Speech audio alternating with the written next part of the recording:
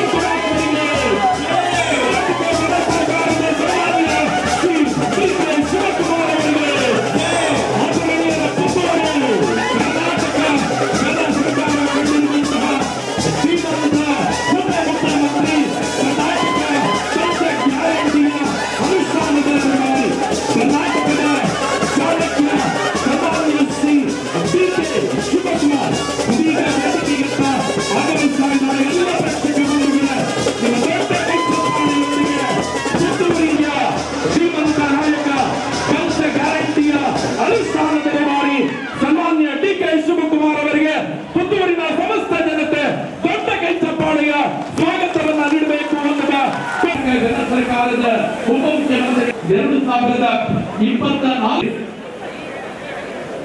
ಜನಸೇವಾ ಕೇಂದ್ರ ಪುತ್ತೂರು ವಸ್ತ್ರ ವಿತರಣಾ ಕಾರ್ಯಕ್ರಮ ನೇತೃತ್ವದಲ್ಲಿ ನಡೆಯುತ್ತಿರುವ ಬಂಧುಗಳೇ, ಎಲ್ಲರಿಗೂ ದೀಪಾವಳಿ ಹಬ್ಬದ ಶುಭಾಶಯಗಳು. ಬಡವರ ಬಂಧು, ದೀನ ದಯಾಳು, ಸಮಾಜದ ಕಟ್ಟಕಡೆಯ ವ್ಯಕ್ತಿಯ ಕಷ್ಟ ಸಮಾಜಕ್ಕೆ ಕಿಂಚಿತ್ತು ಸೇವೆ ಮಾಡುತ್ತೇನೆ ಎಂಬ ಹಿರಿಯರ ಮಾತಿನ ಪೂರಕವಾಗಿ ಗೌರವಾನ್ವಿತ ಶ್ರೀ ಅಶೋಕ್ ಕುಮಾರ್ ಅವರು ಯಾವುದೇ ಹುದ್ದೆ ಪದವಿಲ್ಲದೆ ಬಡವರ ಸೇವೆಯ ದೃಷ್ಟಿಯಿಂದ ಬಡವರ ಕಷ್ಟಗಳನ್ನು ತಿಳಿದು 11 ವರ್ಷಗಳ ಹಿಂದೆ ಒಂದಿಂಚು ರಾಜಕೀಯ ಜಾತಿ ಭೇದ ಧರ್ಮ ಭೇದ ಮಾಡದೆ ಸರ್ವರು ನನ್ನವರೆಂಬ ಯೋಚನೆಯಲ್ಲಿ ವಸ್ತ್ರ ವಿತರಣೆಯನ್ನು ತಮ್ಮ ಮನೆಯಲ್ಲಿ ರೈಯೇಶ್ವರಿ ಕೋಳಿಮರಲ್ಲಿ ಸುಮಾರು 200 ಜನರಿಂದ ಕಾರ್ಯ ಆರಂಭಿಸಿ 10ನೇ ವರ್ಷಕ್ಕೆ ಪುತ್ತೂರು ಕಿಲ್ಲೆ ಮೈದಾನದಲ್ಲಿ ಸುಮಾರು 50,000 ಜನರಿಗೆ 11ನೇ ವರ್ಷದಲ್ಲಿ ಇದೇ ಕೊಂಪೆಟ್ಟು ಕ್ರೀಡಾಂಗಣದಲ್ಲಿ ಯತಿವರಿಯರು ಗಣ್ಯರ ಸಮಾಕ್ಷಮದಲ್ಲಿ ಸುಮಾರು 65,000 ಜನರಿಗೆ ವಸ್ತ್ರ ಹಂಚಿದ ಧನ್ಯತಾ ಭಾವ ನಮ್ಮ ಟ್ರಸ್ಟ್ನ ಪ್ರವರ್ತಕರಿಗೆ ಮತ್ತು ನಮ್ಮ ಟ್ರಸ್ಟಿಗಿದೆ. ಇಂಥ ಕಾರ್ಯಕ್ರಮವನ್ನು ನಿರೂಪಿಸಿ ರೂವಾರಿದ ನಮ್ಮ ಪ್ರೀತಿಯ ನಿಮ್ಮೆಲ್ಲರ ಪ್ರೀತಿಯ ಸನ್ಮಾನ್ಯ ಶ್ರೀ ಅಶೋಕ್ ಕುಮಾರ್ ಅವರಿಗೆ ಎಲ್ಲರ ಪ್ರೀತಿಯ ಚಪ್ಪಾಳೆಯೊಂದಿಗೆ ಪ್ರೀತಿಯ ಸ್ವಾಗತ. ಇವರಿಗೆ ನಿರಂಜನ್ ರೈ ಮಠದಿಂದ ಬಿಟ್ಟು ಶಾಲನ್ನ ಹಾಕಬೇಕು. ಸಮಸ್ತ ಪ್ರೇಕ್ಷಕ ಸರ್ಕಾರದ ಉಪಮುಖ್ಯಮಂತ್ರಿಗಳು ಸನ್ಮಾನ್ಯ ಶ್ರೀ ಡಿ.ಕೆ. ಶಿವಕುಮಾರ್ ಇವರ ಹೊರಡಿಸುವ ಮೂಲಕ ಈ ಕಾರ್ಯಕ್ರಮವನ್ನು ಅಧಿಕೃತವಾಗಿ ಉದ್ಘಾಟಿಸಬೇಕು. ಎಲ್ಲ ಪ್ರೇಕ್ಷಕ ಬಂಧುಗಳು ದೊಡ್ಡ ಕೈತಪ್ಪಾಳೆಯ ಕರ ತಾಳನವನ್ನು ಮಾಡಬೇಕು. ಸ್ವಲ್ಪ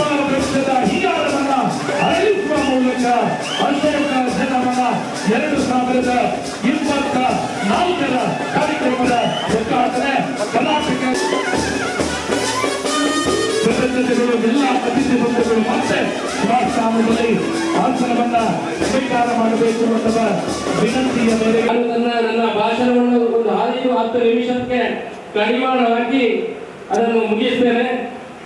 ಅಶೋಕದ ಈ ಜನಮನ ಕಾರ್ಯಕ್ರಮ ಅಂತ ಹೇಳಿದ್ರೆ ಇಡೀ ಪುತ್ತೂರಿನ ಬಂಧುಗಳಿಗೆ ಗೊತ್ತಿದೆ. ಈ ಕಾರ್ಯಕ್ರಮವನ್ನು ಸುಮಾರು 12ನೇ ವರ್ಷ ಈ ಕಾರ್ಯಕ್ರಮವನ್ನು ನಾವು ಆಯೋಜನೆ ಮಾಡ್ತಾ ಇದ್ದೇವೆ. ಇಡೀ ಪುತ್ತೂರಿನ ತಾಲೂಕಿನ ಎಲ್ಲ ಬಂಧುಗಳು ಪ್ರೀತಿ ಇಟ್ಟು ಈ ಕಾರ್ಯಕ್ರಮಕ್ಕೆ ಬರ್ತಾ ಇದ್ದಾರೆ. ನಾವು ಸುಮಾರು 15 ವರ್ಷದ ಹಿಂದೆ ನಮ್ಮ ಮನೆಗೆ ಪ್ರತಿ ದೀಪಾವಳಿಗೆ ಒಂದಷ್ಟು ಜನ ನಮ್ಮ ಊರಿನವರು ಬರ್ತಾ ಇದ್ರು. ಆಗ ನನ್ನ ತಾಯಿಯವರಿಗೆ ಹೊಟ್ಟೆಗೆ ತಿಳುವಳಿಕೆ ಮತ್ತೆ ತಲೆಗೆ ಎಣ್ಣೆಯನ್ನು ಕೊಡ್ತಾ ಇದ್ರು. ಆ ನಂತರ ಒಂದು ದಿವಸ ನಾನು ಮಾತಾಡುವ ತಾಯಿ ಹತ್ರ ಉಲ್ಲೇಖ ಮಾಡಿದೆ, ಅವರಿಗೆ ಸೀರೆ ಕೂಡ ಕೊಟ್ಟರೆ ಯಾವ ರೀತಿ ಆಗ್ಬಹುದು ಅಂತ ನನ್ನ ತಾಯಿ ಹತ್ರ ಕೇಳುವಾಗ ಅವರು ಹೇಳಿದ್ರು, ಮಗ ಆರಂಭ ಮಾಡೋದು ಭಾರಿ ಕಷ್ಟ, ಮುಂದುವರಿಸಿಕೊಂಡು ಹೋಗೋದು ಭಾರಿ ಕಷ್ಟದ ಕೆಲಸ. ಆರಂಭ ಮಾಡೋದು ಸುಲಭ, ಮುಂದುವರಿಸಿಕೊಂಡು ಹೋಗೋದು ಕಷ್ಟ ಅನ್ನೋ ವಿಚಾರವನ್ನು ಉಲ್ಲೇಖ ಮಾಡಿದ್ರು. ನಾನು ಒಂದು ಮಾತು ಹೇಳಿದೆ, ದೇವರು ಯಾವತ್ತಿನವರೆಗೆ ಶಕ್ತಿ ಕೊಡ್ತಾನ ಅವತ್ತಿನವರೆಗೆ ಮುಂದುವರಿಸಿಕೊಂಡು ಹೋಗ್ತಾರೆ ಅನ್ನೋ ವಿಚಾರವನ್ನು ತಾಯಿಯಲ್ಲಿ ಹೇಳಿ, ದೇವರು ಇವತ್ತಿನವರೆಗೆ ಪಕ್ಷಾತೀತವಾಗಿ ಕಾರ್ಯಕ್ರಮವನ್ನು ಮಾಡಲಿಕ್ಕೆ ನನಗೆ ಶಕ್ತಿ ಕೊಟ್ಟಿದ್ದಾನೆ.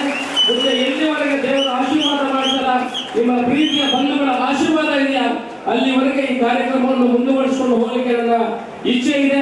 ನಿಮ್ಮೆಲ್ಲ ಸಹಕಾರಗಳು ಮುಂದಿನ ದಿವಸಗಳು ಬೇಕು ಅಂತ ನಿಮ್ಮ ಹತ್ರ ಕೇಳಿಕೊಳ್ತಾ ಇದ್ದೇನೆ. ಕಳೆದ ವರ್ಷ ಈ ಟ್ರಸ್ಟ್ ನಲ್ಲಿ ನಾವು ಸುಮಾರು 63,500 ಜನರಿಗೆ ವರ್ಷ ವಿತರಣೆಯನ್ನು ಮತ್ತು ಸಹಭೋಜನವನ್ನು ಮಾಡಿದ್ದೇವೆ. ಈ ವರ್ಷ ನಾವು 75,000 ಜನರಿಗೆ ವರ್ಷ ವಿತರಣೆ ಮತ್ತು ಸಹಭೋಜನ ಕಾರ್ಯಕ್ರಮವನ್ನು ಮಾಡಿದ್ದೇವೆ. ಮುಂದಿನ ದಿನಗಳಲ್ಲಿ ನಮ್ಮ ಆಶೆ ಇದೆ, ಪ್ರತಿ ವರ್ಷ ನಮಗೆ 1,00,000 ಜನರಿಗೆ ವರ್ಷ ವಿತರಣೆ ಮಾಡಬೇಕಂತ ಪರಿಕಲ್ಪನೆಯನ್ನು ನಾವು ಕಂಡಿದ್ದೇವೆ. ಶಾಸಕನಾಗುವ ಮುಂಚಿನಿಂದ ಹಿಂದೆ ಕೂಡ ನಾನು ಈ ಕಾರ್ಯಕ್ರಮವನ್ನು ಮಾಡಿಕೊಂಡು ಬಂದಿದ್ದೇನೆ. ಇವತ್ತು ಶಾಸಕನ ನೆಲೆಯಲ್ಲಿ ನಾನು ಇವತ್ತು ನಿಂತು ಮಾತಾಡಬೇಕಿದ್ರೆ ಬಹುಶಃ ಆ ಮಹಾಲಿಂಗೇಶ್ವರ ದೇವರು, ಆ ಮಹಿಷಮರ್ದಿನಿ ದೇವರು, ಇಲ್ಲೆಲ್ಲ ಪ್ರೀತಿಯಲ್ಲಿರುವಂತ ನನ್ನ ಬಂಧುಗಳಿಗೆ ಸಾಕ್ಷಿ ಅಂತ ನಾನು ಹೇಳಲಿಕ್ಕೆ ಇಚ್ಛೆ ಪಡ್ತಾ ಇದ್ದೇನೆ. ಇವತ್ತು ಈ ಕಾರ್ಯಕ್ರಮವನ್ನು ಎಷ್ಟೊಂದು 3-3.5 ಕೋಟಿ ರೂಪಾಯಿ ಖರ್ಚಲ್ಲಿ ಈ ಕಾರ್ಯಕ್ರಮವನ್ನು ಹಂಚಿಕೊಂಡು ಸುಮಾರು 2,000 ಕಾರ್ಯಕರ್ತರು ಪ್ರತಿ ದಿನ ಈ ಕಾರ್ಯಕ್ರಮವನ್ನು 10-15 ದಿವಸದಿಂದ ಇವತ್ತು ಅವರನ್ನು ತೊಡಗಿಸಿಕೊಳ್ಳುವಂತಹ ಕೆಲಸವನ್ನು ಕೂಡ ಮಾಡಿದ್ದಾರೆ. ಅವರೆಲ್ಲ ಕಾರ್ಯಕರ್ತರ ಸಹಾಯದಿಂದ ಇವತ್ತನ್ನು ಮಾಡಿಕೊಂಡು ಬರಲಿಕ್ಕೆ ನಮಗೆ ಸಹಾಯವಾಗಿದೆ. ನಾನು ಇವತ್ತು ಶಾಸಕರ ನೆಲೆಯಲ್ಲಿ ನಿಂತು ಮಾತಾಡುವಂಥದ್ದು. ನಾವು ಹಿಂದೆ ಕೂಡ ಚುನಾವಣಾ ಸಮಯದಲ್ಲಿ ಇದೇನು ಚುನಾವಣಾ ಭಾಷಣವನ್ನು ನಾನು ಖಂಡಿತ ಮಾಡ್ತಾ ಇಲ್ಲ. ಚುನಾವಣಾ ಸಮಯದಲ್ಲಿ ಕೂಡ ನಾವೊಂದಷ್ಟು ವಿಚಾರವನ್ನು ಉಲ್ಲೇಖ ಮಾಡಿದ್ವಿ. ಶಾಸಕರಾಗಿ ನೀವು ನನ್ನನ್ನು ಕಳಿಸಿದ್ರೆ ಖಂಡಿತ ಭ್ರಷ್ಟಾಚಾರ ರಹಿತವಾಗಿ ನಿಮಗೆ ಏನು ಆಕ್ರಮ ಸಕ್ರಮ ಆಗ್ಬೇಕಾ, 94C ಆಗ್ಬೇಕಾ, ನಿಮ್ಮ ಸರ್ಕಾರದಿಂದ ಬರುವ ಯಾವುದೇ ಕೆಲಸಗಳಿದೆ ಅದನ್ನು ಭ್ರಷ್ಟಾಚಾರ ರಹಿತವಾಗಿ ಮಾಡಿಕೊಡ್ತಾರೆ ಅನ್ನೋ ವಾದವನ್ನು ನಾವು ಮಾಡಿದ್ದೇವೆ. ಇವತ್ತು ಭ್ರಷ್ಟಾಚಾರ ರಹಿತವಾಗಿ ಮಾಡುವಂತಹ ಕೆಲಸವನ್ನು ಮಾಡಿದ್ದೇವೆ. ಎಲ್ಲ ಬಂಧುಗಳು ನೀವು ಸೇರಿದ್ರಿ, ಯಾರು ನಿಮ್ಮ ಆಕ್ರಮ ಸಕ್ರಮ 94C ನಮ್ಮ ಮೇಲೆ ಆಗುವಂತಹ ಕೆಲಸಗಳು ಏನಿದೆ ಅದನ್ನು ಖಂಡಿತ ನಿಮ್ಮ ಮನೆ ಬಾಗಿಲಿಗೆ ತಲುಪಿಸುವಂತಹ ಕೆಲಸವನ್ನು ಈಗ ಆರಂಭ ಮಾಡಿದ್ದೇವೆ. ಸುಮಾರು 3,400ರಿಂದ 5,000 ಫೈಲ್ಗಳನ್ನು ಇವಾಗಲೇ ಕ್ಲಿಯರ್ ಮಾಡುವಂತಹ ಕೆಲಸವನ್ನು ಮಾಡಿದ್ದೇವೆ. ಮುಂದಿನ ದಿವಸಗಳಲ್ಲಿ ಕೂಡ ಅದನ್ನು ಮುಂದುವರಿಸುವಂತಹ ಕೆಲಸವನ್ನು ಮಾಡ್ತೇವೆ ಅನ್ನೋ ಮಾತನ್ನು ಹೇಳುತ್ತಾ, ಸರ್ಕಾರ ಕೂಡ ಒಳ್ಳೆಯ ಕೆಲಸಗಳನ್ನು ಮಾಡ್ತಾ ಇದೆ. ಬಂಧುಗಳಿಗೆ ಗೊತ್ತಿರುವುದು, ಸರ್ಕಾರ 5 ಗ್ಯಾರಂಟಿಗಳನ್ನು ಕೊಟ್ಟಿದೆ. ಇವತ್ತು ಮಹಿಳೆಯರು 5 ಗ್ಯಾರಂಟಿಗಳನ್ನು ಕೊಡುವ ಮುಖಾಂತರ ಅದರಲ್ಲಿ ಗೃಹಲಕ್ಷ್ಮಿ ಅಂತ ಯಾವ ರೀತಿ ಇದೆ ಅಂತ ಹೇಳಿದ್ರೆ, ಯಾರು ಇವಾಗ ಸರ್ಕಾರಿ ಅಧಿಕಾರಿ ಇದ್ದಾನೆ ಆ ಅಧಿಕಾರಿಗೆ ಯಾವ ರೀತಿ ತಿಂಗಳಿಗೆ ಸಂಬಳ ಬರ್ತದೆ ಅದೇ ರೀತಿ ಪ್ರತಿ ಮಹಿಳೆಗೂ ಕೂಡ ತಿಂಗಳಿಗೆ 2,000 ರೂಪಾಯಿ ಸಂಬಳ ಕೊಡುತ್ತಾರೆ. ಸಂಬಳ ರೀತಿಯಲ್ಲಿ ಬರುವಂತಹ ಕೆಲಸವನ್ನು ಸರ್ಕಾರ ಮಾಡಿದೆ. ಯಾವುದೇ ಮಹಿಳೆ ಕೂಡ ಬಸ್ಸಿನಲ್ಲಿ ಹೋಗುವಾಗ ಕಂಡಕ್ಟರ್ ಆ ಕಡೆ ಹೋಗ್ತಾನೆ, ಯಾಕೆ ಕಂಡಕ್ಟರ್ ಆ ಕಡೆ ಹೋಗ್ತಾನೆ ಅಂತ ಯಾರಿಗೂ ಟಿಕೆಟ್ ತಗೊಳ್ಳಿಕ್ಕಿಲ್ಲ, ಮಹಿಳೆಯರಿಗೆ ಫ್ರೀ ಆಗುವಂತದ್ದಾಗಿದೆ. ಕೆಇಬಿ ಅವರು ಮನೆಗೆ ಬರಲಿಲ್ಲ, ಕೆಇಬಿ ಅವರು ಸೀದಾ ಅಲ್ಲಿಂದ ಹೋಗ್ತಾರೆ, 2,000 ರೂಪಾಯಿ ನಿಮಗೆ ಕರೆಂಟ್ ಬಿಲ್ ಕೂಡ 200 ಯೂನಿಟ್ ಕೊಡುವಂತದ್ದು ಆಗಿದೆ. 5 ಕೆಜಿ ಅಕ್ಕಿ ಫ್ರೀಯಾಗಿ ಬರುವಂತದ್ದಾಗಿದೆ. ಇವತ್ತು ಬಡ ಜನರು ಮಹಿಳೆಯರ ಶಕ್ತಿಯನ್ನು ಗಟ್ಟಿ ಮಾಡುವಂತಹ ಕೆಲಸ ಏನು ಚುನಾವಣಾ ಪೂರ್ವವಾಗಿ ನಾವು ಸರ್ಕಾರ ಹೇಳಿರುವ ಅದನ್ನೆಲ್ಲ ಮಾಡಿಸುವಂತಹ ಕೆಲಸವನ್ನು ನಾವು ಮಾಡಿಕೊಂಡು ಬಂದಿದ್ದೇವೆ. ಇವತ್ತು ಅಭಿವೃದ್ಧಿ ಪರವಾಗಿ ನಾವು ಚುನಾವಣೆ ಮುಂಚೆ ನಾವು ಪರಿಕಲ್ಪನೆ ಯಾವ ರೀತಿ ಇತ್ತಂತ ಹೇಳಿದ್ರೆ, ಪುತ್ತೂರಿನ ಅಭಿವೃದ್ಧಿ ಆಗಬೇಕು. ಪುತ್ತೂರಿನ ಅಭಿವೃದ್ಧಿ ಅಂತ ಹೇಳಿದ್ರೆ ರಸ್ತೆ ಮಾತ್ರ ಮಾಡುವುದಲ್ಲ ಬಂಧುಗಳೇ. ರಸ್ತೆ ಯಾರು ಶಾಸಕರಿದ್ರು ರಸ್ತೆಗಳು ಆಗ್ತಾ ಹೋಗ್ತವೆ, ಆದ್ರೆ ಬೆಂಚ್ ಮಾರ್ಕ್ ಅನ್ನೋ ವಿಚಾರಗಳಲ್ಲಿ ನಾವು ಪರಿಕಲ್ಪನೆಯನ್ನು ಕಂಡಿದ್ದೇವೆ.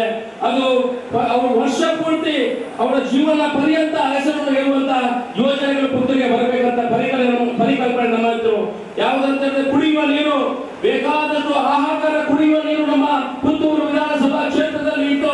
ಇವತ್ತು 1010 ಕೋಟಿ ರೂಪಾಯಿ ಬರುವ ಮುಖಾಂತರ ಇಡೀ ಪುತ್ತೂರು ವಿಧಾನಸಭಾ ಕ್ಷೇತ್ರಕ್ಕೆ ಶುದ್ಧೀಕರಣದ ನೀರನ್ನು ಕೊಡುವಂತಹ ಕೆಲಸವನ್ನು ಮಾಡಿದೆ. ಟೆಂಡರ್ ಆಗಿದೆ, 400 ಕೋಟಿ ಬಿಡುಗಡೆ ಕೂಡ ಆಗಿದೆ. ಮುಂದಿನ ದಿವಸಗಳಲ್ಲಿ 10 ತಿಂಗಳಲ್ಲಿ 12 ತಿಂಗಳಲ್ಲಿ ಪ್ರತಿ ಮನೆಗೂ ಕುಡಿಯುವ ನೀರು ವ್ಯವಸ್ಥೆಗಳಾಗ್ತದೆ. ಯುವಕರು ಪ್ರತಿ ವರ್ಷ ಎಷ್ಟೋ ಜನ ವಿದ್ಯಾಭ್ಯಾಸವನ್ನು ಮುಗಿಸಿ ಅವರ ತಂದೆ ತಾಯಿ ಅವರ ಹೊಟ್ಟೆಗೆ ಇಲ್ಲದ್ರೂ ಪರವಾಗಿಲ್ಲ, ತನ್ನ ಮಗ ಕಲಿಬೇಕು, ತನ್ನ ಮಗಳು ಕಲಿಬೇಕು ಅನ್ನೋ ದೃಷ್ಟಿಕೋನ ಇಟ್ಕೊಂಡು ಅವರಿಗೆ ಒಳ್ಳೆ ವಿದ್ಯಾಭ್ಯಾಸವನ್ನು ಕಲಿಸ್ತಾರೆ. ಅವರಿಗೆ ಉದ್ಯೋಗ ಕೊಡುವಂತ ಕೆಲಸ ಆಗಬೇಕು. ಅವರ ತಲೆಗೆ ಜಾತಿ ಧರ್ಮದ ಭೇದ ಭಾವಗಳನ್ನು ತುಂಬಿಸುವುದನ್ನು ಬಿಟ್ಟು ಅವರಿಗೆ ವಿದ್ಯಾಭ್ಯಾಸವನ್ನು ಕೊಡುವಂತಹ ಕೆಲಸವನ್ನು ಮಾಡಬೇಕು. ಈ ದೃಷ್ಟಿಕೋನ ಇಟ್ಕೊಂಡು ಇವಾಗಲೇ KMF ಎಂಬ ಸಂಸ್ಥೆಯನ್ನು ಪುತ್ತೂರಿನಲ್ಲಿ ಆರಂಭ ಮಾಡಲಿಕ್ಕೆ 15 ಎಕರೆ ಜಾಗವನ್ನು ಕೊಡುವಂತಹ ಕೆಲಸಗಳು ಪುತ್ತೂರಿನಲ್ಲಿ ಆಗಿದೆ.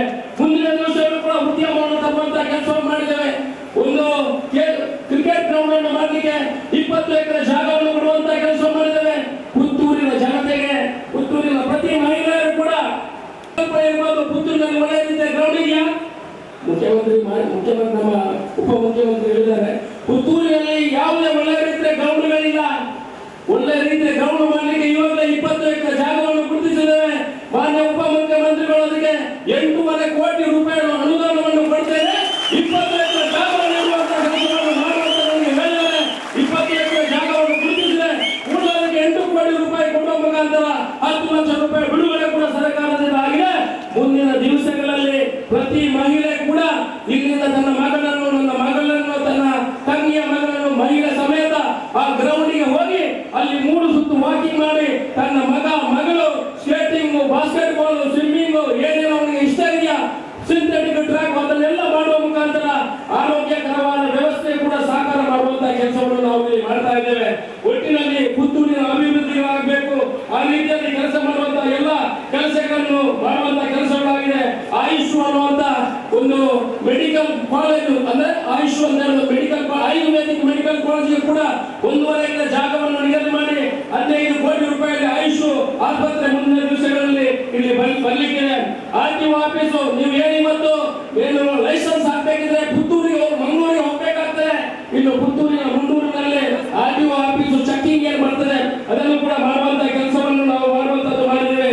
ಎಷ್ಟೋ ಜನರಿಗೆ ಇನ್ನು ಕೆಲಸ ಇಲ್ಲ, ಯುವಕರ ಕೈಗೆ ಕೆಲಸ ಕೊಡುವಲ್ಲಿ ನಾವು ಹಿಂದೆ ಬಿಟ್ಟಿದ್ದೇವೆ.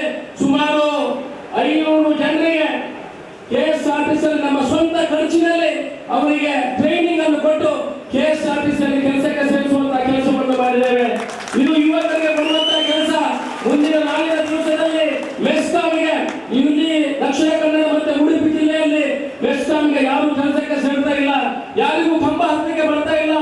ನಾವು ಮಾಜಿ ನಮ್ಮ ಮುಖ್ಯಮಂತ್ರಿ ಅವರ ಹತ್ರ ಮತ್ತೆ ಉಪಮುಖ್ಯಮಂತ್ರಿ ಅವರ ಹತ್ರ ವಿನಂತಿ ಮಾಡಿಕೊಂಡ ಮೇರೆಗೆ, ನಮ್ಮ ವಿದ್ಯುತ್ ಮಂತ್ರಿ ಅವರ ಹತ್ರ ಕೂಡ ವಿನಂತಿ ಮಾಡಿಕೊಂಡ ಮೇರೆಗೆ ನಾಳೆ ಇಲ್ಲಿ ಕಂಬ ಹತ್ತುವಂತ ಕಾರ್ಯಕ್ರಮ ನಡೀತದೆ.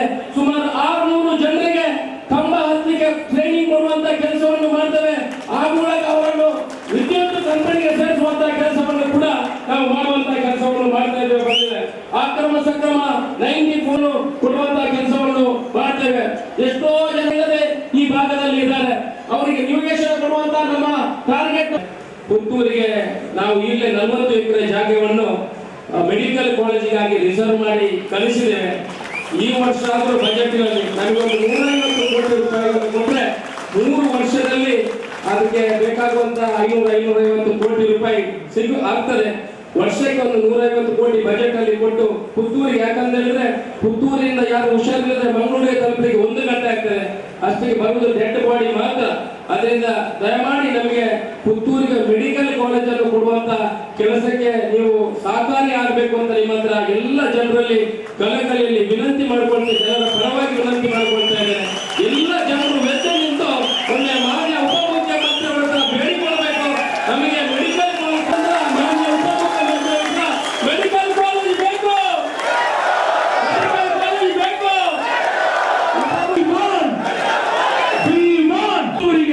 ಮೆಡಿಕಲ್ ಕಾಲೇಜ್ ಬೇಕು ಅನ್ನೋದ ನಿಟ್ಟಿನಲ್ಲಿ ನಾನು ಮಾತಲ್ಲಿ ಗೆಲ್ಲವನಲ್ಲ, ಕೆಲಸದಲ್ಲಿ ಗೆಲ್ಲವನು, ಹೃದಯದಲ್ಲಿ ಗೆಲ್ಲವನು. ಕೆಲಸ ದೇವರು ವರನೂ ಕೊಡುವುದಿಲ್ಲ, ಶಾಪನೂ ಕೊಡುವುದಿಲ್ಲ, ಅವಕಾಶ ಮಾತ್ರ ಕೊಡ್ತಾನೆ. ಅವಕಾಶ ಕೊಟ್ಟಾಗ ನಾವು ಯಾವ ರೀತಿ ಬಳಸ್ಕೊಳ್ತೀವಿ, ಉಪಯೋಗಿಸ್ಕೊಳ್ತೀವಿ, ಅದು ಬಹಳ ಮುಖ್ಯ ಅಂತ ಈ ಸಂದರ್ಭದಲ್ಲಿ ನಾನು ಹೇಳ್ತೇನೆ. ವೇದಿಕೆ ಮೇಲೆ ನಮ್ಮ ಪಕ್ಷದ ಮುಖಂಡರಾದಂತ ವಿನಯ್ ಕುಮಾರ್ ಸರ್ಕಿ ಅವರಿದ್ದಾರೆ. ನಮ್ಮ ಮುಖಂಡಗಳೆಲ್ಲ ಸೇರಿ ಅಶೋಕ್ ರೈ ಮತ್ತು ಅವರ ಕುಟುಂಬ ಮಾಡ್ತಾ ಇರುವಂತ ಒಂದು ಧಾರ್ಮಿಕ ಶೈಕ್ಷಣಿಕ ಕಾರ್ಯಕ್ಕೆ ಶುಭ ಹಾರೈಸಿ ಇಡೀ ಸರ್ಕಾರ ನಿಮ್ಮ ಜೊತೆ ಇದೆ, ನಾನು ನಿಮ್ಮ ಜೊತೆ ಇದೆ ಎಂದು ಹೇಳಲಿಕ್ಕೆ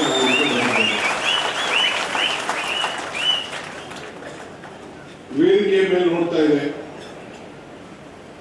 ಕೀರ್ತಿಶೇಷ ಕೆಪಿ ಸಂಜೀವ್ ರೈ ವೇದಿಕೆ ಅಂತ ಹೇಳಿ ಈ ವೇದಿಕೆಗೆ ತನ್ನ ತಂದೆನ ಸ್ಮರಿಸಿಕೊಂಡು ಹೆಸರಿದ್ದಾರೆ. ಅಶೋಕ್ ರೈ ಮಾತಾಡಬೇಕಾದ್ರೆ ಅವರ ತಾಯಿ ಹೇಳಿದಂತ ಕಿವಿ ಮಾತನ್ನು ಕೂಡ ಸ್ಮರಿಸಿಕೊಂಡಿದ್ದಾರೆ. ಅಮ್ಮನ ನೆನಪು ಪ್ರೀತಿಯ ಮೂಲ, ಗುರುವಿನ ನೆನಪು ಜ್ಞಾನವ ಮೂಲ, ದೇವರ ನೆನಪು ಭಕ್ತಿಯ ಮೂಲ, ಈ ಮೂರರ ನೆನಪು ಮನುಷ್ಯತ್ವ ಮೂಲ, ಮನುಷ್ಯತ್ವ ಮೋಕ್ಷಕ್ಕೆ ಮೂಲ. ಹೀಗೆ ನನ್ನ ಮಿತ್ರರಾದಂತ ಅಶೋಕ್ ರೈ ಅವರು ಇವತ್ತು ತನ್ನ ತಂದೆ ತಾಯಿನ ಎಲ್ಲ ಸ್ಮರಿಸಿಕೊಂಡು ಈ ಒಂದು ಧರ್ಮದ ಕೆಲಸವನ್ನ ಮಾಡ್ತಾ ಇದ್ದಾರೆ. ಅದೃಷ್ಟವಂತ ಅಂತ ಹೇಳಿದ್ರೆ ಅವಕಾಶವನ್ನ ಪಡ್ಕೊಳ್ಳೋದು ಮಾತ್ರ ಅಲ್ಲ, ಬುದ್ಧಿವಂತ ಅಂದರೆ ಅವಕಾಶವನ್ನ ಸೃಷ್ಟಿಸುವುದು. 12 ವರ್ಷಗಳಿಂದ ಜನರ ಹೃದಯನ ಗೆಲ್ಲಬೇಕು ಅಂತ ಹೇಳಿ, ಸಮಾಜದ ಸೇವೆಯನ್ನ ಮಾಡಬೇಕು ಅಂತ ಹೇಳಿ ಸಂಕಲ್ಪವನ್ನು ಮಾಡಿ ಇವತ್ತು ಅನೇಕ ಕಾರ್ಯಕ್ರಮಗಳನ್ನು ರೂಪಿಸಿಕೊಂಡು ಬಂದು ಜನರ ಸೇವೆಯನ್ನು ಮಾಡುವಂತ ಕೆಲಸ ಇವತ್ತು ಮಾಡ್ತಾ ಇದ್ದಾರೆ. ಭೀಷ್ಮ ಧರ್ಮರಾಯನ ಒಂದು ಮಾತು ಹೇಳ್ತಾನೆ, ಋಣೈ ಚತುರ್ಥಿ ಸಂಯುಕ್ತ ಜಾಯಂತೆ ಮಾನವ ಭೂಮಿ ಇದು ದೇವರ್ಷಿ ಬಲಿ ಜಯಂತ್ಯಸ್ಥ ಧರ್ಮತ. ಅಂದ್ರೆ ಮನುಷ್ಯ ಹುಟ್ಟುವಾಗ 4 ಋಣದಲ್ಲಿ ಹುಟ್ಟುತ್ತದೆ. ಒಂದು ತಂದೆ ತಾಯಿ ಋಣ, ಒಂದು ಗುರುವಿನ ಋಣ, ಇನ್ನೊಂದು ದೇವರ ಋಣ, ಮತ್ತೊಂದು ಸಮಾಜದ ಋಣ. ಈ ಋಣವನ್ನ ತೀರಿಸಬೇಕಾದ್ರೆ ಧರ್ಮದಿಂದ ತೀರಿಸಬೇಕಂತೆ. ಹಂಗೆ ಇವತ್ತು ಅಶೋಕ್ ರೈ ಮತ್ತು ಅವರ ಕುಟುಂಬ ಧರ್ಮದಿಂದ ಈ ಸಮಾಜಕ್ಕೆ ನಿಮ್ಮೆಲ್ಲರ ಋಣವನ್ನ ತೀರಿಸಲಿಕ್ಕೆ ಪ್ರಯತ್ನವನ್ನು ಮಾಡ್ತಾ ಇದ್ದಾರೆ. ಅವ್ರಿಗೊಂದು ಕೋಟಿ ನಮಸ್ಕಾರ ಮತ್ತು ಶುಭವನ್ನ ಅರ್ಪಿಸುತ್ತಾರೆ. ದೀಪಾವಳಿ ಹಬ್ಬ ನಿಮ್ಮೆಲ್ಲರ ಬದುಕಿನಲ್ಲಿ ಬಹಳ ಸಂತೋಷವನ್ನ, ಬದುಕಿನಲ್ಲಿ ಬೆಳಕು ತರುವಂತ ಒಂದು ಹಬ್ಬ ಆಚರಣೆ ಮಾಡಿಕೊಂಡು ಇವತ್ತು ನಾವೆಲ್ಲ ಇಲ್ಲಿ ಸೇರಿದ್ದೇವೆ. ನನಗೂ ಬೇರೆ ಬೇರೆ ರಾಜ್ಯಗಳ ಚುನಾವಣೆ, ನಮ್ಮ ರಾಜ್ಯದ ಚುನಾವಣೆ, ಆದ್ರೆ ಅಶೋಕ್ ರೈ ಮತ್ತು ನನ್ನ ಬಾಂಧವ್ಯಕ್ಕೆ ಒಳಗಾಗಿ ಕಟ್ಟಿ ಇದನ್ನ ತಪ್ಪಿಸ್ಕೊಳ್ಳಕ್ಕಾಗದೆ ಒಂದು ಇಷ್ಟು ದೊಡ್ಡ ಭವ್ಯ ಸಂಖ್ಯೆಯಲ್ಲಿ ನಿಮ್ಮನ್ನೆಲ್ಲ ಭೇಟಿ ಮಾಡಿ ಪುರಂದರದಾಸ ಒಂದ್ ಕಡೆ ಒಂದು ಮಾತು ಹೇಳ್ತಾರೆ, ಇದು ಭಾಗ್ಯ, ಇದು ಭಾಗ್ಯ, ಇದು ಭಾಗ್ಯವಯ್ಯ, ಪದವನಾಭನ ಪಾದ ಭಜನೆ ಪರಮಸಿದ್ದವಯ್ಯ ಅಂತೇಳಿ. ಹಾಗೆ ಪುತ್ತೂರು ಬಂದು ಎಲ್ಲ ಧರ್ಮ ಹಿರಿಯ ಗುರುಗಳನ್ನ ಸೇರಿ, ಎಲ್ಲ ಸಮಾಜದವರು ಸೇರಿ ಪಕ್ಷಾತೀತವಾಗಿ ಎಲ್ಲರನ್ನೂ ಕೂಡ ಭೇಟಿ ಮಾಡುವಂತ ಒಂದು ಭಾಗ್ಯ ಅಶೋಕ್ ರೈ ಒದಗಿಸ್ಕೊಟ್ರಲ್ಲ. ಇದು ನನ್ನ ಭಾಗ್ಯ, ನನ್ನ ಭಾಗ್ಯ, ನನ್ನ ಭಾಗ್ಯ ಅಂತೇಳಿ ನಾನು ಭಾವಿಸ್ಕೊಂಡಿದ್ದೇನೆ. ಆದ್ರಿಂದ ಇವತ್ತು ಜನಸೇವೆಯನ್ನು ಮಾಡಲಿಕ್ಕೆ ಅವರು ಹೊರಟಿದ್ದಾರೆ. ನಿಮ್ಮ ಮೇಲೆ ಅಪಾರವಾದಂತ ವಿಶ್ವಾಸ ಇಟ್ಟಿದ್ದಾರೆ. ಸರ್ವಜ್ಞ ಒಂದ್ ಕಡೆ ಒಂದು ಮಾತು ಹೇಳ್ತಾರೆ, ನಿಂಬೆಗೇನು ಹುಳಿ ಇಲ್ಲ, ದುಂಬಿಗೇನು ಕರಿ ಇಲ್ಲ, ಶಂಭುಕ್ಕಿಂತ ಅಧಿಕ ದೇವರಿಲ್ಲ. ಅಂದ್ರೆ ನಿಂಬೆ ಅಂದ್ರೆ ಈ ನಿಂಬೆ ಇದೆಯಲ್ಲ, ಎಲ್ಲ ಹುಳಿಗಳಿಗಿಂತ ಬಹಳ ಶ್ರೇಷ್ಠವಾದ ಹುಳಿ ಅಂದ್ರೆ ಮಾವಿನ ಹುಳಿ, ಹುಣಸೆ ಹುಳಿ, ದ್ರಾಕ್ಷಿ ಹುಳಿ, ಹೀಗೆ ಎಲ್ಲ ಹುಳಿಗಳಿಂದ ಬಹಳ ಶ್ರೇಷ್ಠ ನಿಂಬೆ ಹುಳಿ ಅಂತ. ಅದಾದ್ಮೇಲೆ ದುಂಬೆ ಕರಿ ಇಲ್ಲ ಅಂದ್ರೆ ಕಪ್ಪು, ಈ ಮೈಕಲ್ಲಿದೆ, ಕೂದಲಲ್ಲಿದೆ, ಬಟ್ಟೆಲಿದೆ, ಎಲ್ಲಕ್ಕಿಂತ ನಮ್ಮ ಹಳ್ಳಿಲಿ ಈ ಓಡಾಡ್ತಿದ್ರು ತುಂಬಿ ಅದು ಕಪ್ಪು ಬಹಳ ಶ್ರೇಷ್ಠ ಅಂತೆ, ಗ್ಲಾಸ್ ಇಂದ ಹೊಡಿತಾ ಇರ್ತದೆ. ಎಲ್ಲಾ ಕಪ್ಪುಗಳಿಗೂ ಬಹಳ ಕಪ್ಪು ಅಂತೆ. ಷಣ್ಮುಖಿಯಿಂದ ಅಧಿಕ ದೇವರಿಲ್ಲ, ಶಿವ ಈಶ್ವರ, ನಿಮ್ಮ ಮಾಲಿಕ ಈಶ್ವರ. ಎಲ್ಲಾ ಧರ್ಮ ದೇವರು ಕೂಡ ದೊಡ್ಡ ದೇವರು ನಮ್ಮ ಹಿಂದೂ ಧರ್ಮದಲ್ಲಿ ಅಂತಂದ್ರೆ ಶಿವ ಅಂತ. ಹಂಗೆ ಮಾಲಿಂಗೇಶ್ವರ ಅವನು ದೊಡ್ಡ ದೇವರು ಅಂತ. ನಿಮಗೇನ್ ಮುಳಿ ಇಲ್ಲ, ದುಮ್ಮಿಗೇನ್ ಕರಿ ಇಲ್ಲ, ಷಣ್ಮುಖಿಯಿಂದ ಅಧಿಕ ದೇವರಿಲ್ಲ. ಕೊನೆಗೆ ಏನಂತಂದ್ರೆ ನಂಬಿಕೆಗಿಂತ ದೊಡ್ಡ ಗುಣ ಇಲ್ಲ ಅಂದ್ರೆ ಎಲ್ಲಾ ಗುಣಗಳು ಕೂಡ ದೊಡ್ಡ ಗುಣ ಯಾವ್ದಾದ್ರೆ ನಂಬಿಕೆ. ಹಂಗೆ ಅಶೋಕ್ ರೈ ಮತ್ತು ಕುಟುಂಬ ಈ ಪುತ್ತೂರಿನ ಮಹಾಜನತೆ ಮೇಲೆ ನಂಬಿಕೆಯನ್ನು ಇಟ್ಟು ಇಂಥ ದೊಡ್ಡ ಸೇವೆಯನ್ನ ಮಾಡ್ತಾ ಇದ್ದಾರೆ. ಆ ನಂಬಿಕೆಯನ್ನ ನೀವು ಕೂಡ ಎಲ್ಲ ಉಳಿಸ್ಕೊಂಡು ಹೋಗ್ಬೇಕು ಅಂತ ಹೇಳಿ ಈ ಸಂದರ್ಭದಲ್ಲಿ ನಾನು ಪ್ರಾರ್ಥನೆ ಮಾಡ್ತಾ ಇದ್ದೇನೆ ಅಂತ ನಾನು ಅನ್ಕೊಂಡಿದ್ದೆ. ಮಳೆ ಬೀಳಲಿಲ್ಲ ಅಂದ್ರೆ ಅವರ ಭಾವನೆ, ಅವರ ದುಃಖ, ಅವರ ನೋವು, ಜನರ ಬದುಕನ್ನ ಯಾವ ರೀತಿ ಬದಲಾವಣೆಯನ್ನ ಮಾಡ್ತಾ ಇದ್ದೀನಿ, ಯಾವ ರೀತಿ ಮಾಡಬೇಕು ಅಂತೇಳಿ ಪ್ರಯತ್ನವನ್ನ ಮಾಡ್ತಾ ಇದ್ದಾರೆ. ನಾನು ಈ ಸಂದರ್ಭದಲ್ಲಿ ಪುತ್ತೂರು ಕ್ಷೇತ್ರದ ಮಹಾಜನತೆಗೆ ನಾನು ತಮ್ಮೆಲ್ಲರೂ ಕೂಡ ನನ್ನೊಂದು ಏನು ಬಹಳ ಸಂತೋಷವಾದ ವಿಚಾರ ಅಂದ್ರೆ ಅವರನ್ನ ನಿಮ್ಮ ಸೇವೆಯನ್ನು ಮಾಡಲಿಕ್ಕೆ ಅವರಿಗೆ ವಿಧಾನಸೌಧಕ್ಕೆ ಕಳಿಸ್ಕೊಟ್ಟಿದ್ದೀರಿ. ಅದಕ್ಕೆ ನಿಮ್ಮೆಲ್ಲರೂ ಕೂಡ ನಾನು ಅಭಿನಂದನೆ ಸಲ್ಲಿಸಲಿಕ್ಕೆ ನಾನು ಬಯಸ್ತಾ ಇದ್ದೇನೆ. ನಮ್ಮ ಕಾರ್ಯಕರ್ತರೆಲ್ಲರೂ ಕೂಡ ಅವರಿಗೆ ಬಹಳ ಸಹಕಾರವನ್ನ ಕೊಟ್ಟಿದ್ದಾರೆ. ಬೇರೆ ಪಕ್ಷದಿಂದ ಬಂದರೂ ಕೂಡ ಬಹಳ ನಿಷ್ಠೆಯಾಗಿ ಕೆಲಸವನ್ನ ಮಾಡ್ತಾರೆ, ಒಟ್ಟಿಗೆ ತೀರ್ಕೊಂಡು ಹೋಗ್ತಾರೆ ಅಂತ ಹೇಳಿ ಎಲ್ಲ ಕಾರ್ಯಕರ್ತರು ಮುಖಂಡರುಗಳು ಕೂಡ ಅವರಿಗೆ ಆಶೀರ್ವಾದವನ್ನ ಮಾಡಿದ್ದಾರೆ. ಎಲ್ಲರ ಮನಸ್ಸು ಏನಿದೆ, ಎಲ್ಲರ ನಂಬಿಕೆ ಏನಿದೆ, ಆ ನಂಬಿಕೆಯನ್ನ ತಾವೆಲ್ಲ ಉಳಿಸ್ಕೊಂಡು ಹೋಗ್ತೀರಿ ಅಂತೇಳಿ ನಾನು ಅವ್ರ ಮೇಲೆ ಅಪಾರವಾದಂತಹ ವಿಶ್ವಾಸವನ್ನು ಇಟ್ಟಿದ್ದೇನೆ. ಅವ್ರು ಆಗಾಗ ಬಂದು ಚೀಫ್ ಮಿನಿಸ್ಟರ್ ಬಹಳ ಆತ್ಮದಿಂದ ಜಗಳ ಮಾಡ್ತಾ ಇರ್ತಾರೆ. ఎందుకు ಇಲ್ಲ, ನಿಮ್ಮ ಕೆಲಸಕ್ಕೋಸ್ಕರ, ನಿಮ್ಮ ಕ್ಷೇತ್ರದ ಕೆಲಸಕ್ಕೋಸ್ಕರ ಆಗಾಗ ಬಂದು ಜಗಳ ಮಾಡ್ತಾ ಇರ್ತಾರೆ. ನಾನು ಬುದ್ಧಿ ಹೇಳ್ತಾ ಇರ್ತೀನಿ, ಸ್ವಲ್ಪ ಲೇಟ್ ಮಾಡು, ಸ್ವಲ್ಪ ಸ್ಲೋ ಮಾಡು, ಬಹಳ ಸ್ಪೀಡಾಗಿ ಹೋಗ್ಬೇಡ, ಸ್ವಲ್ಪ ತಾಳ್ಮೆಯಿಂದ ಇರು, ಒಂದೊಂದು ವರ್ಷಕ್ಕೆ ಒಂದೊಂದು ಕೆಲಸ ಮಾಡಬೇಕು, ಒಂದೇ ಸತಿ 5 ವರ್ಷಕ್ಕೆ ಮಾಡ್ಬಿಟ್ರೆ ಇನ್ನ ಬೇಕಾದಷ್ಟು ಕೆಲಸ ಉಳ್ಕೊಳ್ತವೆ ಅಂತ ಅವ್ನು ಬಹಳ ಬುದ್ಧಿ ಹೇಳ್ತಾ ಇದ್ದೀನಿ. ಯಾಕೆಂದ್ರೆ ನಾನು ಬಹಳ ಚಿಕ್ಕ ವಯಸ್ಸಲ್ಲಿ ನಾನು ನಮ್ಮ ವಿನಯ್ ಕುಮಾರ್ ಸೊರ್ಕೆ ಇಬ್ರು 85 ಅಸೆಂಬ್ಲಿ ಟಿಕೆಟ್ ತಗೊಂಡವರು. ನಾನು 8 ಬಾರಿ ಸತತವಾಗಿ 9 ಎಲೆಕ್ಷನ್ ಗೆದ್ದಿದ್ದೀನಿ. 8 ಬಾರಿ ಸತತವಾಗಿ ನಾನು ಎಲೆಕ್ಷನ್ ಅಲ್ಲಿ ಗೆದ್ದು ಈಗ ವಿಧಾನಸೌಧದಲ್ಲಿ ಈ ಸ್ಥಾನದಲ್ಲಿ ಕೂತಿದ್ದೀನಿ. ಸೊ ಹಂಗೆ ಜನರನ್ನ ಗೆಲ್ಲಬೇಕು, ವಿರೋಧಿಗಳನ್ನ ಗೆಲ್ಲಬೇಕು. ಯಶಸ್ಸು ಸುಮ್ಮನೆ ಸಿಗುವುದಿಲ್ಲ. ಅವರ ವಯಸ್ಸೆಲ್ಲ ಕೇಳಿದೆ, ವಾಯ್ಸು, ಶಕ್ತಿ, ಸಾಮರ್ಥ್ಯ ಎಲ್ಲ ಇಲ್ಲೆಲ್ಲ ನೋಡಿದೆ. ಯಶಸ್ಸು ಕಾಣಬೇಕಾದ್ರೆ ಧರ್ಮರಾಯನ ಧರ್ಮತ್ವ ಇರಬೇಕು, ದಾನಶೂರಕರ್ಣನ ದಾನತ್ವ ಇರಬೇಕು, ಅರ್ಜುನನ ಗುರಿ ಇರಬೇಕು, ವಿದುರನ ನೀತಿ ಇರಬೇಕು, ಭೀಮನ ಬಲ ಇರಬೇಕು, ಕೊನೆಗೆ ಕೃಷ್ಣನ ತಂತ್ರ ಇರಬೇಕು. ಆಗ ಮಾತ್ರ ಯಶಸ್ಸು ಕಾಣಲಿಕ್ಕೆ ಸಾಧ್ಯ. ಎಲ್ಲ ಗುರುಗಳು ಕೂಡ ನನ್ನ ಮಿತ್ರ ಅಶೋಕನ ಹತ್ರ ಇದೆ ಅಂತ ಹೇಳಿ ನನಗೆ ಬಹಳ ಸಂತೋಷ ಆಗ್ತದೆ. ಇವತ್ತು ಇಬ್ರು ಧರ್ಮಗುರುಗಳ ಕೈಲಿ ಭಾಷಣ ಮಾಡಿಸಿದ್ರು. ಅವರು ಇನ್ನೂ ಬಹಳ ದೊಡ್ಡ ನಾಯಕರುಗಳೆಲ್ಲ ಇದ್ರು. ಅದು ಬಿಟ್ಬಿಟ್ಟು ನಮ್ಮ ಧರ್ಮಗುರುಗಳು ಇಬ್ರು ಕೈಲಿ ನಮ್ಮ ಕ್ರೈಸ್ತ ಧರ್ಮ ಮತ್ತು ನಮ್ಮ ಮುಸಲ್ಮಾನ್ ಧರ್ಮ ಎಲ್ಲ ಇಬ್ರು ಧರ್ಮದ ಪೀಠದ ಅಧ್ಯಕ್ಷಗಳ ಹತ್ರ ಮಾತಾಡಿಸಿದ್ರು. ಅವ್ರಿಗೊಂದು ನಂಬಿಕೆ ಏನ್ ನನಗೆ ಕಾಣ್ತಾ ಇದೆ ಅಂದ್ರೆ, ಧರ್ಮ ಯಾವುದಾದರೂ ತತ್ವ ಒಂದೇ, ನಾಮ ನೂರಾದರೂ ದೈವ ಒಂದೇ, ಪೂಜೆ ಯಾವುದಾದರೂ ಭಕ್ತಿ ಒಂದೇ, ಕರ್ಮ ಹಲವಾದರೂ ನಿಷ್ಠೆ ಒಂದೇ, ದೇವನೊಬ್ಬ ನಾಮ ಹಲವು. ಅದರಲ್ಲಿ ಅವರಿಗೆ ಅಪಾರವಾದಂತಹ ನಂಬಿಕೆ ಇದೆ. ಅದಕ್ಕೆ ಈ ವೇದಿಕೆಯನ್ನ ಸೃಷ್ಟಿ ಮಾಡಿದ್ರೆ ಸಾಕ್ಷಿ ಅಂತೇಳಿ ನಾನು ಭಾವಿಸ್ಕೊಂಡಿದ್ದೇನೆ. ಇವತ್ತು ಸುಮಾರು 80,000 ಜನರಿಗೆ ಬಟ್ಟೆ ವಸ್ತ್ರ ದಾನ ಮಾಡ್ತಾ ಇದ್ದಾರೆ ಅಂತೇಳಿ ವಿನಯ್ ಕುಮಾರ್ ಸೊರ್ಕೆ ಅವರು ನನಗೆ ಕಿವಿ ಹೇಳಿದ್ರು. ಅವ್ರು ಏನ್ ಮಾಡ್ತಾ ಇದ್ದೀನಿ ಅಂತ ಹೇಳಲಿಲ್ಲ. ಮಕ್ಕಳಿಗೆ ವಿದ್ಯಾಭ್ಯಾಸದ ಬಗ್ಗೆ, ಮಕ್ಕಳ ಬದುಕಿನಲ್ಲಿ ಬದಲಾವಣೆ ಬಗ್ಗೆ ಅವರು ಪ್ರಯತ್ನವನ್ನ ಮಾಡ್ತಾ ಇದ್ದಾರೆ ಅಂತೇಳಿ ನನ್ನ ಹತ್ರ ಬಂದು ಈ ಕಾರ್ಯಕ್ರಮಕ್ಕೆ ಬರಬೇಕು ಅಂತ ಹೇಳಿದ್ರು. ನಮ್ಮ ಕಾರ್ಯಕ್ರಮಗಳು ಹೇಳಿದ್ರು. 5 ಗ್ಯಾರಂಟಿ ಬಗ್ಗೆ ಹೇಳಿದ್ರು. ನಾವೇನಿದ್ರು ನಾವು ಬದುಕಿದ ಮೇಲೆ ನಾವು ರಾಜಕಾರಣ ಮಾಡ್ತೀವಿ.